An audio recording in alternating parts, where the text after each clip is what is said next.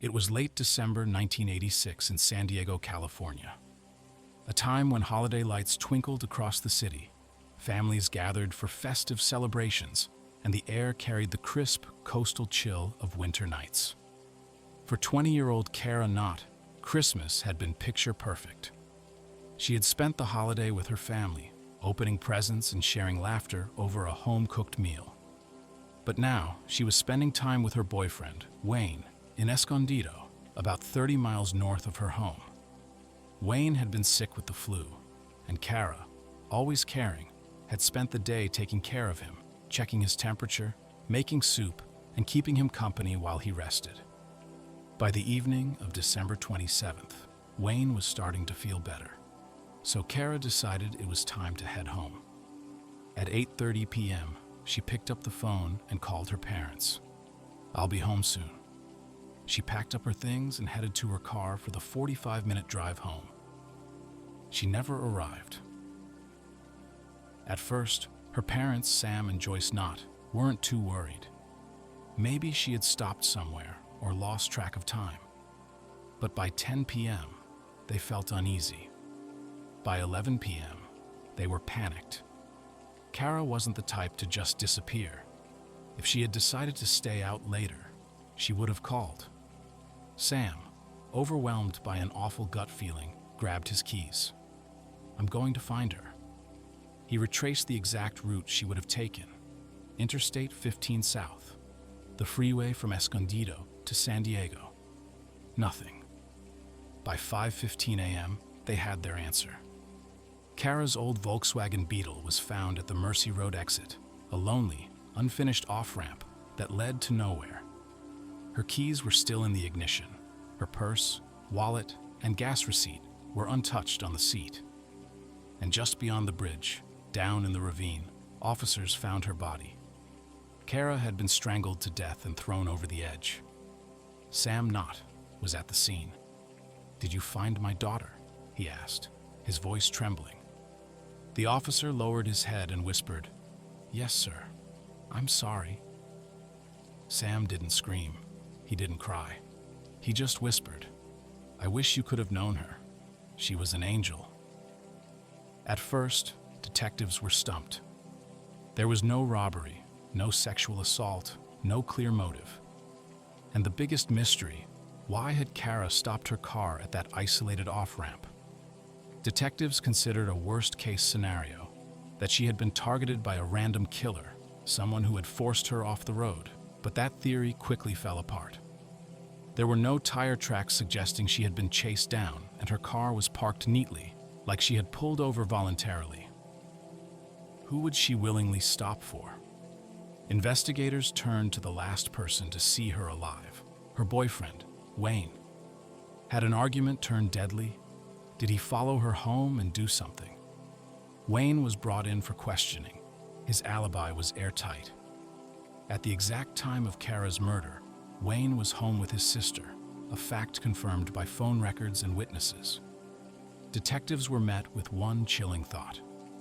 If Wayne didn't do this, who would Kara have trusted enough to stop for? Just a few days later, local station KCST-TV aired a special news segment on driver safety. With the recent murder of Kara Knott, many women were on edge, terrified to drive alone at night. This news report was made to help women stay safe on the road, even though it had come too late for Kara.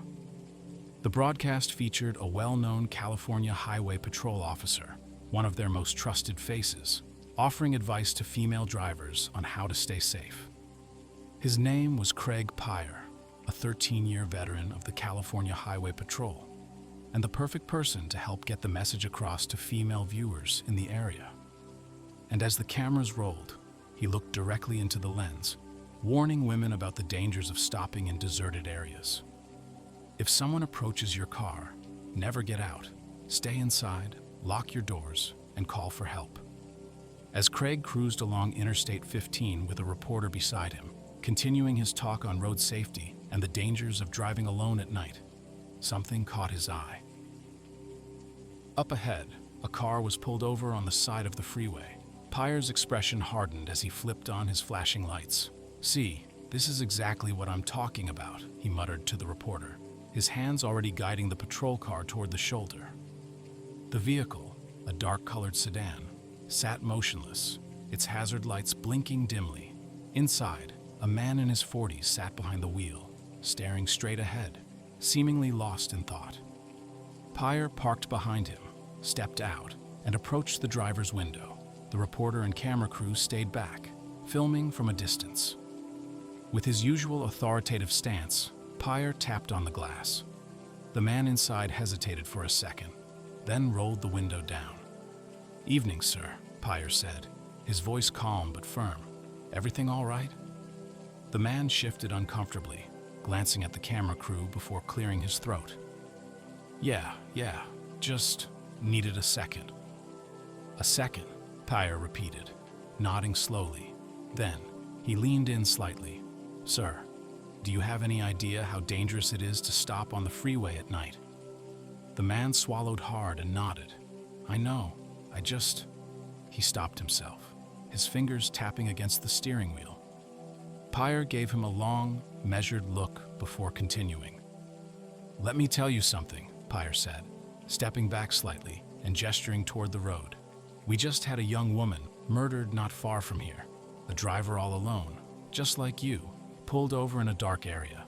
Now, I don't know what you're doing out here, but stopping on a highway like this? Bad idea." The man nodded quickly, his face pale. "I get it. I wasn't thinking." "Well, start thinking," Pyre shot back, crossing his arms. "You never know who might pull up behind you. Someone with bad intentions? You could be a sitting duck." The reporter shifted in her seat, watching the scene unfold through the windshield of the patrol car. From her perspective, the entire situation had an uneasy tension to it, and the man's nervous glances just made it worse. After another few seconds, Pyre exhaled sharply. "All right, get back on the road, and don't stop like this again, understand?" The man nodded quickly, started his car, and pulled away without another word. Back in the patrol car, as the taillights of the sedan disappeared into the night, the reporter finally spoke up. "Think he was up to something?" she asked, adjusting her microphone. Pyre smirked slightly. "Who knows," he said, chuckling to himself. The segment wrapped up soon after, cutting to a public service announcement about driver safety. And then, just minutes after the broadcast aired, the calls started pouring in. Something viewers had noticed in that broadcast had made people very uneasy. First, it was one call, then two, then dozens. Women all over San Diego were calling in, all saying the same thing.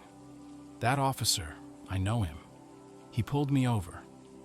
Each woman told a similar story. They had been driving alone on Interstate 15. He pulled them over at the exact same Mercy Road off-ramp and kept them there, talking for an uncomfortably long time. He would sit in their car, touch their hair, stroke their shoulders, and ask them personal questions. One woman, shaking over the phone, said, "I knew something was wrong. I just didn't know what." At first, investigators thought, this is just a coincidence. Maybe he was just overly friendly. But then, they checked his personnel file, and buried inside were complaints. Multiple women had filed reports about him before. And when detectives thought back and reviewed the recording of Craig's news segment, they noticed something that no one had before: the scratches on his face. Craig had claimed he fell into a fence at the CHP station, but when officers went to check, they found that the fence was too tall to have caused the injuries. And there was something else. Witnesses at a gas station near the murder scene remembered seeing a patrol car just after Kara left the station. One witness even swore they saw the officer inside. It was Pyre. And that's when the police knew they had their killer. At trial, the evidence was overwhelming. A single gold fiber from Kara's sweater matched the CHP patch on Pyre's uniform. A tiny drop of blood on her shoe matched Pyre's rare blood type, AB negative, and his logbook showed erasures and inconsistencies, covering up his exact whereabouts at the time of the murder. The first trial ended in a hung jury. But in 1988, Pyre was convicted of first-degree murder and sentenced to 25 years to life.